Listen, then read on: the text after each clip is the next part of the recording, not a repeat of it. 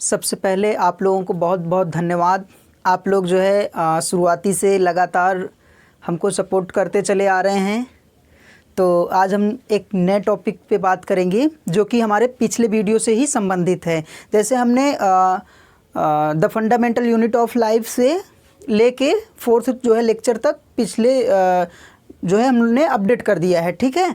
तो जो पहला लेक्चर था कोशिका की खोज तथा कोशिका सिद्धांत, तो इसी तरीके से करके जो है यूकैरियोटिक तथा प्रोकैरियोटिक कोशिकाओं में अंतर और जंतु कोशिका तथा पादप कोशिकाओं में अंतर, तो ये सारी चीज़ें हम लोगों ने पिछली वीडियो में समझ लिया है, जो कि इस वीडियो के डिस्क्रिप्शन में भी सारे वीडियोज़ का लिंक दे देंगे। तो आज हम लोग क्या समझेंगे, एक बहुत महत्वपूर्ण टॉपिक है प्लाज्मा झिल्ली अथवा कोशिका झिल्ली, ठीक है। जैसे समझिए कि ये क्या हो जाती है, ये एक सेल है, ठीक है। ये क्या है, ये एक सेल का स्ट्रक्चर है, ठीक। ये क्या हो जाता है, सेल का स्ट्रक्चर, ठीक है।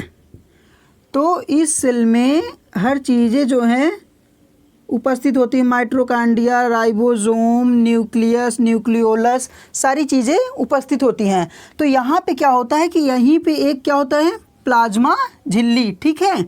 मतलब प्लाज्मा झिल्ली, ठीक, प्लाज्मा झिल्ली और या सेल मेम्ब्रेन, ठीक है। तो सेल मेम्ब्रेन, तो आज हम लोग इसी के बारे में बात करेंगे कि जो प्लाज्मा झिल्ली है या सेल मेम्ब्रेन है, ये क्या चीज़ होती है, ठीक है। तो इसको कंप्लीट समझेंगे, वीडियो को आप पूरा देखिए, मतलब भरोसा रखिए ज़रूर समझ में आएगा। क्योंकि जो चीज़ें हैं हमने कुछ चीज़ें मेन जो है ऐसे नोट किए हैं जिससे आपको बिल्कुल समझ में आ जाएगा कि प्लाज्मा झिल्ली अथवा कोशिका झिल्ली क्या होता है। तो प्लीज़ वीडियो को पूरा देखिए, आपको बिल्कुल समझ में आ जाएगा। तो जैसे आइए हम लोग स्टार्ट करते हैं शुरू से। क्या प्लाज्मा झिल्ली अथवा कोशिका झिल्ली, जैसे सेल है, तो सेल क्या होता है, वो प्लाज्मा झिल्ली जो है पूरे सेल के चारों तरफ या फिर अंदर जो है प्रोटेक्शन देता है, किसको, सेल को। हमने यहाँ पे सारी चीज़ें निश्चित लिख के रखा है कि प्लाज्मा झिल्ली के कार्य, तो आपको हम ऊपर से बताते हुए सारी चीज़ें क्लियर कर दे रहे हैं। पहले समझिए प्लाज्मा झिल्ली अथवा कोशिका झिल्ली। अब बात करें प्लाज्मा, ठीक है, प्लाज्मा झिल्ली की, तो सभी कोशिकाओं में जीव द्रव्य के चारों ओर एक पतली झिल्ली पाई जाती है। मतलब चाहे जो कोशिका हो, ठीक, तो उन सभी कोशिकाओं के चारों ओर एक पतली झिल्ली होती है, ठीक है। जो जैसे मान लीजिए सेल है, तो पहले जैसे मान लीजिए ये मेरी बॉडी है, आपकी बॉडी है, तो आप देखेंगे तो जो ये हम लोगों की सेल है, इसके चारों तरफ क्या होगी, पतली झिल्ली होगी। जैसे चोट लगने पे कभी आप लोगों ने महसूस किया होगा कि जब अधिक नहीं, थोड़ा सा जब घिस उस जाए, तो आप लोग देखे होंगे कि यहाँ से जो है थोड़ा सा पतला पतला जो है एक प्लाज्मा मेम्ब्रेन होता है, तो वही जो है निकल जाता है, तो हम लोग उसको थोड़ा सा ऐसे करके निकाल भी देते हैं। तो वो क्या होता है, प्लाज्मा मेम्ब्रेन होता है, ठीक, प्लाज्मा झिल्ली होता है। यहाँ पे क्या कह रहा है, सभी कोशिकाओं में जीव द्रव्य के चारों ओर, ये जीव द्रव्य के चारों ओर होता है, ठीक है। लेकिन सेल में भी ये जो हमारी कोशिका, यहाँ पे इसके बाहरी ओर भी एक झिल्ली होती है जो हमारे सेल को जो है प्रोटेक्शन देता है, ठीक है। लेकिन ये क्या कह रहा है, कोशिका के जीव द्रव्य में चारों ओर एक पतली झिल्ली पाई जाती है, ठीक है। ये जीव द्रव्य में पाया जाता है, जिसे कोशिका कला मतलब सेल मेम्ब्रेन कहा जाता है, ठीक। क्या कहा जाता है, सेल मेम्ब्रेन कहते हैं। अब बात करें जो दूसरा टॉपिक है, जैसे हमने इसमें क्या समझा कि ये क्या होता है, ये कोशिका झिल्ली जो है जीव द्रव्य के चारों ओर पाया जाता है, ठीक। जैसे ये हमारा क्या हो गया, जीव द्रव्य हो जाएगा, तो इसके चारों ओर क्या पाया जा, प्लाज्मा मेम्ब्रेन, ठीक है। तो ये हो जाएगा प्लाज्मा मेम्ब्रेन। अब बात करें अगर दूसरा, तो अत्यंत पतली, मतलब ये क्या होता है, प्लाज्मा झिल्ली क्या होती है, अत्यंत पतली होती है। प्लाज्मा झिल्ली अत्यंत पतली लचीली अर्धपारगम्य झिल्ली मीन्स सेमी परमिएबल। अर्धपारगम्य का मतलब होता है कि देखिए एक चीज़ जो मैं मतलब बहुत सपोर्ट उसको करता हूँ कि यदि मुझे वो लैंग्वेज कुछ भी हो, इंग्लिश हो या फिर हिंदी हो या फिर कोई और स्टेट्स लैंग्वेज हो, तो आप क्या करिए कि पहले जो शब्द आपको नहीं समझ में आ रहा, मान लीजिए कुछ चीज़ें क्लियर नहीं हो पा रही हैं, तो उसका मैं तो मतलब एक अच्छा उपाय समझता हूँ कि आप उस शब्द का अर्थ समझ लो, बिल्कुल एकदम आसान हो जाएगा, आपको याद भी नहीं करना पड़ेगा। जैसे ये क्या कह रहा है, अर्ध पारगम मीन्स सेमी परमिएबल, मतलब जो ऐसी झिल्ली जिससे हम लोग थोड़ा सा उस पार भी देख सकते हैं, ठीक है। तो ये हो जाएगा। अब देखिए ये क्या होता है, अत्यंत पतली होता है क्या, प्लाज्मा झिल्ली। प्लाज्मा झिल्ली अत्यंत पतली होगा, ठीक है, लचीली होगी। भाई जो हमारी बॉडी है वो पूरी बॉडी जब जो है फ्लेक्सिबल और लचीली बनी है तो प्लाज्मा मेम्ब्रेन कैसे जो है वो स्ट्रेट और स्टील हो जाएगी, टाइट हो जाएगी, कठोर हो जाएगी, हो नहीं सकता। तो ये भी क्या हो जाएगी, लचीली हो जाएगी। अर्ध पारगम मीन्स इसको हम लोग इसके उस पार भी मतलब बोल सकते हैं कि थोड़ा बहुत ट्रांसपेरेंट होती है, ठीक है। उसके बाद सेमी परमिएबल, ठीक है, मतलब अर्ध पारगम होती है। साथ ही इसे बिना इलेक्ट्रॉन सूक्ष्मदर्शी के देखना असंभव है। मेन इम्पोर्टेंट टॉपिक, क्योंकि जो कोशिका है उसको तो जब उसकी खोज हो गई तो सारी चीज़ें जब देखने लगे तो सब चीज़ें ऐसे नहीं दिख पाती। खैर कोशिका में तो मैक्सिमम चीज़ें ऐसे नहीं दिखती, लेकिन क्या होता है कि अगर हमें, आपको या किसी को भी प्लाज्मा झिल्ली देखनी हो तो उसको माइक्रोस्कोप बहुत ज़रूरी होगा। विदाउट माइक्रोस्कोप इसको देखना संभव है, वो असंभव है, ठीक है, देखना संभव नहीं है। अब बात करें अगर प्रोटीन, ठीक है, अगर हम लोग क्या बात करें प्रोटीन की, तो इसमें क्या पाया जाएगा, प्रोटीन, वसा, ठीक है, ये किससे मिलके बने होते हैं, ठीक, किससे मिलके बने होते हैं, किससे मिलके बने होंगे, प्लाज्मा झिल्ली किस से मिलके बने होंगे।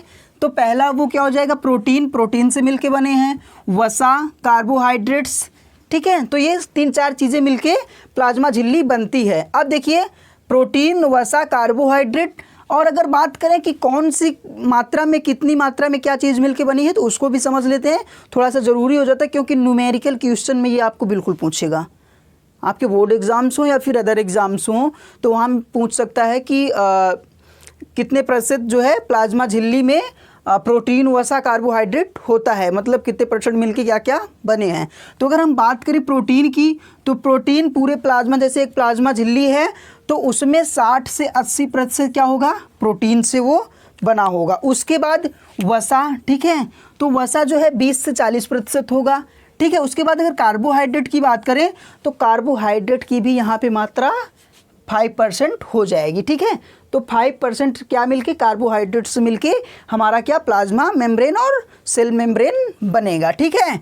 अब देखिए यहाँ पे क्या होता है, उपस्थित होता है, ठीक है। सिंपल सी बात याद करने की, पहला क्या हो गया, इसमें प्रोटीन पाया जाता है, वसा पाया जाता है और कार्बोहाइड्रेट पाया जाता है। तो बिल्कुल इसी तरीके से याद कर लीजिए, जो प्रोटीन है, प्रोटीन में 60 से 80 हो जाएगा, ठीक है, और वसा में क्या हो जाएगा, 20 से 40 हो जाएगा, कार्बोहाइड्रेट 5% हो जाएगा। तो मतलब थोड़ा सा ईजी है और डाटा याद रखने के लिए भी ज़रूरी है क्योंकि एग्जाम में आ सकता है। तो इतनी सारी चीज़ें उपस्थित होकर ये मिलके बनता है। और अगर बात करें प्रायः यह 75 एंगस्ट्रॉन्ग मोटी होती है। इसकी अगर मतलब मोटाई की बात की जाए तो वो कितनी हो जाएगी, 75 एंगस्ट्रॉन्ग। तो ये भी जो है बहुविकल्प की क्वेश्चंस में आ सकता है कि प्लाज्मा झिल्ली की मोटाई कितनी होती है, तो उसमें आपको कई सारे ऑप्शन दे दिया जाएगा। तो उसमें अगर आपको 75 एंगस्ट्रॉन्ग है तो वो टिक कर दीजिएगा। अगर उसके बाद बात हम करें, साथ ही यह पदार्थों को कोशिका में आने व बाहर जाने पर नियंत्रण रखती है। मान लीजिए एकदम बिल्कुल मतलब सटीक एग्जाम्पल दे दें, जैसे आप अपनी पढ़ाई को कंटिन्यू रख रहे हैं, आपके बोर्ड एग्ज़ाम्स करीब आ गए हैं या फिर कोई भी एग्ज़ाम्स, तो उसमें क्या क्यों होता है कि आपका दिमाग कहेगा यार मतलब मैं बिल्कुल एकदम अपने टेबल में कमरे में अकेले बैठ के पढ़ूंगा, किसी को आने नहीं दूंगा क्योंकि मुझे डिस्टर्ब हो सकता है। तो इसी तरीके से इसका भी काम है। सेल ने इसको बोल दिया कि प्लाज्मा मेम्ब्रेन तुम्हें मैं एक सिक्योरिटी के तौर पर एक वर्क दे रहा हूँ जिसमें तुम्हें मैं जिन जिन को कह रहा हूँ उन्हीं को अंदर आने देना और बाहर जाने देना। मान लीजिए जैसे आप पढ़ रहे हो और आपके मम्मी पापा आ जाएंगे तो उनको तो रोक नहीं सकते क्योंकि वो आएंगे तो मुझे डिस्टर्ब तो करेंगे नहीं, अपना जो थोड़ा सा काम होगा करके चले जाएंगे। उसी तरीके से इसने वो बता दिया कि जिन जिन चीज़ों को मैं बता दे रहा हूँ उनको आप अंदर आने देना, बाकी और किसी को नहीं। तो इसका एक तरीके से काम क्या हो जाता है कि यह पदार्थों को कोशिका में अंदर आने से व बाहर जाने पर नियंत्रण रखता है। जिन जिन को इसको जो है अप्रूवल मिला होगा उसी को आने देगा, उसी को बाहर जाने देगा। क्योंकि मान लीजिए जैसे सेल है तो प्लाज्मा मेम्ब्रेन के अंदर कुछ चीज़ें जैसे बाहर निकालनी होती प्लाज्मा मेम्ब्रेन के, तो उसको मालूम है कि मुझे बाहर क्या निकालना है। और प्लाज्मा मेम्ब्रेन के जो है बगल जो चीज़ें और होते हैं तो वो अंदर आने की कोशिश करते हैं, लेकिन प्लाज्मा मेम्ब्रेन उसको प्रोटेक्शन देता है। ठीक है, तो अब देखिए यहाँ पे इनमें पुनरुद्भवन की क्षमता होती है। मतलब देखिए फिर से हमने क्या बोला कि सब्जेक्ट वर्ड्स को प्रीसाइज समझने की ज़रूरत होती है। तो यहाँ पे क्या लिखा गया है, पुनरुद्भवन, मतलब जैसे मान लीजिए कि ये डिस्ट्रॉय हो गए हैं, चूँकि जैसे मान लीजिए हम लोगों का जो नेल होता है वो बढ़ता रहता है, लेकिन फिर से वो पीछे से बनता भी होता है। तो इसी तरीके से मान लीजिए कि मैं ज़्यादा ओल्ड हो गई हम लोगों की प्लाज्मा मेम्ब्रेन, तो वो क्या करेगा कि थोड़ा थोड़ा अंदर से बनता आएगा और बाहर की तरफ ख़राब होता जाएगा, मतलब निकलता चला जाएगा। तो ये मतलब बहुत स्लो, मान लीजिए अगर ख़राब हो गया तो यहाँ पे ये रीजनरेट कर लेंगे। ठीक है, रीजनरेट मतलब पुनरुद्भवन कर लेंगे। इनमें ये भी जो है एलिजिबिलिटी क्षमता होती है, ये अपने आप को पुनरुद्भवन कर लेंगे। अब अगर यहाँ पे बात करें तो ये क्या हो गया, प्लाज्मा झिल्ली तथा कोशिका झिल्ली। ठीक है, तो अगर हम अब बात करें कि इनका कार्य क्या है, means function of plasma membrane, plasma झिल्ली के कार्य भी समझ लेते हैं क्योंकि ये भी इम्पोर्टेंट हो जाता है। अगर प्लाज्मा झिल्ली के कार्य की बात करें तो यहाँ पे जो हम लोगों का पहला कार्य हो जाएगा, बिल्कुल एकदम कोई भी पूछेगा कि आप बताइए प्लाज्मा झिल्ली का कार्य क्या है, function of the cell membrane और प्लाज्मा मेम्ब्रेन, तो आप बिल्कुल बता दीजिएगा कि प्लाज्मा मेम्ब्रेन का सबसे पहला कार्य, आप आगे पीछे भी बता सकते हैं, निश्चित आकार। मान लीजिए जैसे सेल के अंदर प्लाज्मा मेम्ब्रेन है तो ये क्या करेगा, ये जो है सेल को निश्चित आकार देता है। ठीक है, ये क्या करेगा, ये सेल को या कोशिका को निश्चित आकार देगा। दूसरा बात करें तो दूसरे तौर पे हम कह सकते हैं ये एक सेक्रेटरी के तौर पे भी कार्य करता है, एक सुरक्षा के तौर पे भी कार्य करता है। ये एक सेल को सुरक्षा देता है। जैसे मान लीजिए अगर हम रोड पे चल रहे हैं तो हेलमेट लगाना बहुत ज़्यादा ज़रूरी हो जाता है क्योंकि वो हमारे हेड को जो है सेफ्टी देता है। उसी तरीके से अगर से उसको नहीं लगाए रहेंगे तो थोड़ा सा रोड पे चलना अच्छा नहीं रहेगा।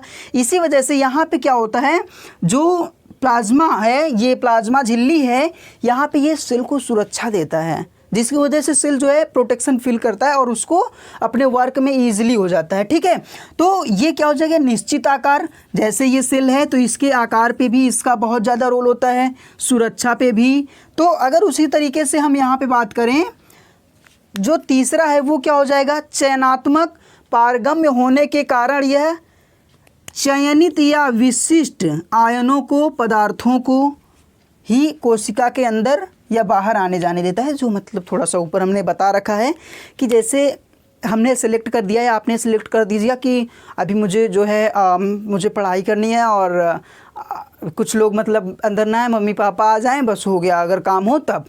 तो इसी तरीके से इसने सेलेक्ट कर दिया कि कुछ ही चयनात्मक पदार्थ जिनकी ज़रूरत है प्लाज्मा मेम्ब्रेन के अंदर और जिनको प्लाज्मा मेम्ब्रेन से बाहर निकालना है, सिर्फ वही आ जा सकते हैं। ठीक है, तो इसी तरीके से इसमें यहाँ पे कार्य होता है। और जो चौथा है होता है वो कोशिका में पदार्थों के परिवहन को नियंत्रण कोशिका में पदार्थों का परिवहन का नियंत्रण इसी से संबंधित है। मतलब जैसे कोशिका में जो पदार्थ हैं उनके परिवहन का नियंत्रण ये ही रखता है कि भाई जैसे घर में तो कई लोग हैं, घर की, चलिए घर का उदाहरण नहीं, मान लीजिए जैसे लाइट है। ठीक है, तो लाइट जैसे रात को जल रही है और हमको सोना हो गया तो आँख में थोड़ा सा दिक्कत होगी, इस वजह से हम लोग या तो उसको बंद कर देते हैं या फिर अपने आँख में प्रोटेक्शन लगा लेते हैं। तो ये क्या हो जाएगा, कोशिका में पदार्थों के परिवहन को नियंत्रण रखता है। मतलब कोशिका में पदार्थों को आने जाने पे भी नियंत्रण रखता है कि उनको कैसे जो है मूवमेंट करनी है। तो इस तरीके से हम लोगों का जो ये चैप्टर है वो कंप्लीट होता है, मतलब प्लाज्मा झिल्ली अथवा कोशिका झिल्ली। तो आई होप कि ये चीज़ आपको समझ में आ गया होगा। और इससे जो 4 लेक्चर पहले के हैं उसको भी हमने डिस्क्रिप्शन में आपको दे दिया है, तो उसको भी ज़रूर देख लीजिएगा। और आपको ये जीवन की मौलिक इकाई जो चैप्टर है इससे आपको सारी चीज़ें मुझे लगता है कि क्लियर हो जाएंगी। और जो चीज़ें नहीं क्लियर होंगी प्लीज़ जो है आप कमेंट करके पूछेगा तो मैं उसको ज़रूर बताने की कोशिश करूँगा। तो आपको प्लाज्मा झिल्ली अथवा कोशिका झिल्ली में जो है समझ में आ गया होगा कि इनका कार्य क्या होता है और इनमें क्या क्या चीज़ें होती हैं। तो आई होप कि आपको समझ में आया होगा। तब तक के लिए जय हिंद।